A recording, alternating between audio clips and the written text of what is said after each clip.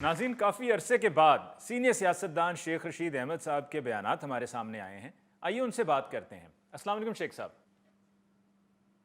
वालेकुम अस्सलाम अली मुमताज़ साहब, बहुत शुक्रिया आपका जनाब।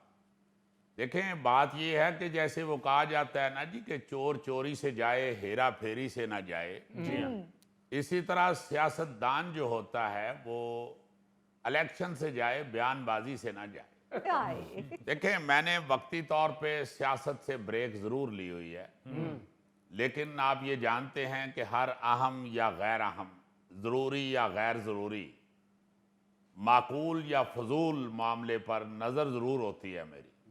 और मैं समझता हूं कि हमारे मुल्क को मंजे हुए सियासतदानों की ज़रूरत है जी। जो हर महाज पे ठक करके मुंह तोड़ जवाब दे सके। ओहो, मुंह तोड़ जवाब। शेख साहब, आज तो आप गुस्से में लग रहे हैं। नहीं गौरी साहब, गुस्से में किस लिए होना है? मैंने कौन सा आपको पहली दफा देखा है? आज जब पहली दफा देखा था उस वक्त गुस्सा चढ़ा था कि चलो हैट तो बेजुबान है, आपको तो अकल होनी चाहिए। देखें, बात यह है कि फी जमाना अली मुमताज साहब सवाल ही ऐसे होते हैं जिनका मुंह तोड़ जवाब ही बनता है। अभी मैं घर से निकला हूं तो एक बंदा मुझे कह रहा है, शेख साहब हुण घट ही नजर आंदे हो। मैं क्या, मैं तो रोज ही निकलना वा, तेनू हुण घट नजर आंदा है। तुम मेरी फिक्र ना करो, किसी आई स्पेशलिस्ट को दिखाओ जाके। लेकिन शेख साहब, मुल्की मामलात में तो आपको कोई मुखातिब ही नहीं कर रहा है, तो फिर ये मुंह तोड़ जवाब किसको दे रहे हैं? देखें, यही तो समझने वाला नुक्ता है। जरूरी नहीं है कि आपका नाम लेके आपको मुखातिब किया जाए। जब कोई मेरे मुल्क के बारे में बात करेगा तो उसका मतलब है कि मेरे मुतल्लिक की बात हुई है। वाह वाह। जैसे अगर आप देग बांटने की बात करेंगे और गोगे का जिक्र चाहे ना भी करें तो फिर भी कहीं ना कहीं से गोगा आ जरूर जाएगा। कहीं ना कहीं से आ नहीं जाएगा, ये वहां से जाएगा ही नहीं। ये बात है। इसी तरह आप समझ लें कि ये जो मोदी और उसके ये जो चंद जुनूनी वजीर मशीर हैं, उनको एक दफा फिर जो बयानबाजी की आखिर आई हुई है उसका तसल्ली बख्श जवाब देना बनता है। जितना इन लोगों का दिमाग खराब है, मुझे लगता है कि इन्हें एक और गोली की जरूरत है। और इन्हें याद रखना चाहिए कि दोबारा पाकिस्तान को मैली आंख से देखा, बल्कि सिर्फ देखा, आंख तो उनकी है ही मैली। तो उन्हें इस बार ऐसी डोज देंगे कि क़यामत तक याद रखें। बाकी आप बिल्कुल ठीक कह रहे हैं, ये मोदी बाज नहीं आता शेख साहब। दरअसल थैला साहब, ये जो मोदी है ना, इसकी हालत बिल्कुल उस मक्खी जैसी है, जब आप खाना खाने बैठते हैं तो वो आके मुंह पे बैठ जाती है। आप उसे खाना खाते हुए सिर्फ इसलिए नहीं मारते कि आपको करैत आएगी, मगर वो बात नहीं आती। या वो आके मुंह पे बैठ जाएगी या दही वाले प्याले के किनारे पे बैठ जाएगी। शेख साहब, अगर दही वाला प्याला ना पड़ा हो तो कहां बैठती है? आप जुल्फी साहब अपने हिसाब से सोच रहे हैं। आपने चूंकि सारी जिंदगी दही को अपना दुश्मन समझा है, इसलिए आप मक्खी के लिए कोई और जगह ढूंढ रहे हैं। वैसे मैं समझता हूं कि जो खाते पीते सेहतमंद लोग हैं उनके दस्तरखान पे दही वाला प्याला जरूर होता है।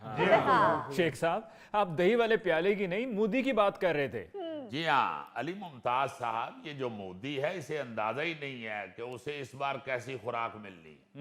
क्योंकि अभी तो हमने सिर्फ सरदर्द की गोली दी थी, एंटीबायोटिक की तरफ तो अभी इलाज गया ही नहीं है। एक एंटीबायोटिक के बाद ऐसे पसीने छूटते हैं, ऐसे पसीने छूटते हैं कि तसादुम वाला सारा बुखार पांव तक उतर जाता है। लेकिन फिर हमने दरमियान में डोज नहीं छोड़नी, क्योंकि एंटीबायोटिक का तो फिर सारा कोर्स करना पड़ता है। वाह वाह वाह। शेख साहब, सिर्फ इसे एंटीबायोटिक ही नहीं, आप जैसे कड़वे बयानात का सिरप भी पिलाते रहना चाहिए। जाहिर है थैला साहब, मोदी को बच्चा तो नहीं है ना जिसे मीठा सिरप पिलाया जाए। ये बड़ा पुराना है और इसे एक अरसे से ये फसादात का बुखार चढ़ा हुआ है। शेख साहब, ਇਹੋ ਜਿਹਾ ਬਾਬਾ ਹਰ ਗਰਮੀਆਂ ਦੇ ਵਿੱਚ ਨਿੰਮ ਘੋਟ ਕੇ ਜ਼ਰੂਰ ਪੀਂਦਾ ਹੈ। गोगे, तू निम की गल करने? ਇਹੋ ਜਿਹਾ ਬਾਬਾ ਸਾਡੇ ਪਿੰਡ ਹੁੰਦਾ ਸੀ ਅਲੀ ਸਾਹਿਬ, ਉਹ ਲਾਲਟਨ ਚੋਂ ਮਿੱਟੀ ਦਾ ਤੇਲ ਪੀ ਜਾਂਦਾ ਸੀ। 2-2 ਘੰਟੇ ਆਪਣਾ ਮੂੰਹ ਨਹੀਂ ਸੀ ਖੋਲਦਾ ਕਿ ਕੋਈ ਮਾਚਸ ਦੀ ਤੀਲੀ ਨਾ ਮੇਰੇ ਮੂੰਹ 'ਚ ਸੁੱਟ ਜਾਏ। ਗੌਰੀ ਸਾਹਿਬ ਇੰਜ ਦੇ ਸ਼ੋਖੇ ਬਾਬੇ ਬੱਚਿਆਂ ਦੀ ਸਲਾਈਡ ਤੇ ਝੂਟਾ ਲੈਂਦੇ ਨੇ ਤੇ ਪਤਾ ਲੱਗਦਾ ਉਲਟਬਾਜ਼ੀ ਲਾ ਕੇ ਤੇ ਦੰਦ ਤੜਾ ਬੈਠਾ। ਕੋਈ ਕੁੱਕੜ ਪਾਲਦਾ ਹੈ, ਕੋਈ ਤੋਤੇ ਪਾਲਦਾ ਹੈ, ਕੋਈ ਕਬੂਤਰ ਪਾਲਦਾ ਹੈ। ਇਹੋ ਜਿਹੇ ਬਾਬੇ ਨੇ ਘਰ 'ਚ ਉੱਲੂ ਪਾਲਿਆ ਹੁੰਦਾ। ਉਹਦੀ ਬੁੱਢੀ ਰੋਜ਼ ਕਹਿੰਦੀ ਹੈ ਕਿ ਤੂੰ ਜੋ ਐਸਾ ਘਰ 'ਚ ਇਹਨੂੰ ਲਿਆਉਣ ਦੀ ਜ਼ਰੂਰਤ ਕੀ ਸੀ। ਇਹੋ ਜਿਹੇ ਬਾਬੇ ਨੂੰ ਹਰ ਚੰਨ ਦੀ ਪਹਿਲੀ ਤਰੀਕ ਨੂੰ 2 ਮੂੰਹ ਵਾਲੀ ਸੱਪਣੀ ਡੰਗ ਮਾਰਨ ਜ਼ਰੂਰ ਆਉਂਦੀ ਹੈ। नहीं, इस बात में तो कोई शक नहीं है कि मोदी बहुत बड़ा फितना फसादी है और इतनी बड़ी शिकस्त के बाद भी किसी सूरत चैन ही नहीं आ रहा है। शेख साहब, आते हैं मुल्की मामलात की तरफ। ये बताइए कि पाकिस्तान पीपल्स पार्टी और नून लीग के दरमियान जो लफ्जी गोलाबारी चल रही है, इस पर आपकी क्या राय है? देखें जी, ये तो अच्छी बात है। नून लीग और पीपल्स पार्टी में जुडोक्राटे हों ताकि पता तो चले ना हार जीत का। अली मुमताज साहब, इन दोनों पार्टियों के अपने अपने मफादात हैं जी हाँ। और अवाम के सामने वो चेहरा आना चाहिए जो फ्रेंडली स्माइलिंग मास्क के पीछे छुपा हुआ है। देखें, ये दोनों पार्टियां एक दूसरे को मजबूरी की वजह से बर्दाश्त कर रही हैं। वो जैसे दरानी जिठानी एक घर में रहते हुए एक दूसरे को बर्दाश्त करती हैं, वरना हकीकत ये होती है कि जिस दिन एक ने मशीन लगानी होती है उसी दिन दूसरी को भी याद आ जाता है कि मैंने भी कपड़े धोने हैं। और वो उससे पहले फटाफट कपड़े धो के जाके सारे बनेरों के ऊपर अपने कपड़े खिलार आती है। या एक अगर किचन की तरफ जाती है तो दूसरी फौरन अपने बच्चों की चिप्स बनाने घुस जाती है। या दरानी का बच्चा आके पूछे आपने कहीं जाना तो नहीं, पापा कह रहे हैं मैं गाड़ी ले जाऊं, फौरन जिठानी कहेगी नहीं नहीं हमने अपनी अम्मी की तरफ जाना है। भाई सारे दिन की गाड़ी खड़ी थी, उस वक्त तुम क्यों नहीं गई अपनी अम्मी की तरफ? तो ये जो पीपल्स पार्टी और नून लीग है ना जी, ये भी बस एक घर में मजबूरी से रह रहे हैं। लड़ाई तो इनकी होगी और होनी चाहिए ताकि अवाम को पता चले कि ये कितने को अच्छे हैं और कितने को मुल्क के खैर खा हैं। आप देखें ना कि सब अपने अपने सूबे का रोना रो रहे हैं, वफाक की आवाज ही कहीं से नजर नहीं आ रही। मैं तो किसी वक्त सोचता हूं कि पता नहीं कहां चले गए वो मजे हुए और समझदार सियासतदान जो कोई एक लफ्ज भी ऐसा मुंह से नहीं निकालते थे जिससे सूबाई तासुब पैदा हो। बिल्कुल ठीक कह रहे हैं आप। अच्छा, ये तो बताइए कि सुनने में आया है कि आपको अडियाला जेल जाने से रोक दिया गया। देखें, बात यह है अली मुमताज साहब के अडियाला जेल मैंने क्या करने जाना था। मेरी तो तारीख थी, वहां पे मेरी पेशी थी, मैं चला गया। पहले SHO ने मुझे नाके पे रोका है। अच्छा, लेकिन बीइंग अ पाकिस्तानी मैं नाके से निकल आया।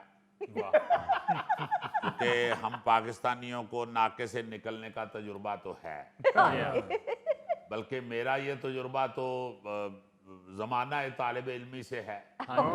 मैं तो उस वक्त भी नाके से निकल जाता था जब गर्ल्स कॉलेज के दाएं बाएं नाका लगा होता। तो अब तो जिंदगी गुजर गई है और नाके और पुलिस की पकड़ दकड़ ये अब इतना तजुर्बा हो चुका है, अब तो मुझे ये नाके काके लगना शुरू हो गए। तो आपको जैसे मैंने बताया कि अडियाला जेल में मेरी पेशी थी, लेकिन इन्होंने मुझे उधर जाने से रोक लिया। और ऐसे भोले ये लोग हैं अली मुमताज साहब कि इन्हें ये मालूम नहीं कि रोका गया शेख और रोकी गई छींक बड़े खतरनाक हो जाते हैं। शेख साहब, आपकी एक वीडियो बड़ी वायरल हुई है, आप कंबल खरीद रहे हैं, क्या वो सर्दियों के लिए खरीद रहे हैं? जाहिर है सर्दियां ही खरीदना सी यार, और मैं को गिला करके सिलेंडर दी अग बुझानी सी। वैसे शेख साहब, ये आपने कंबल खरीदने वाली वीडियो क्यों सोशल मीडिया पे अपलोड की हुई है? इसमें कौन सी कोई अनोखी बात है? देखें आप, अली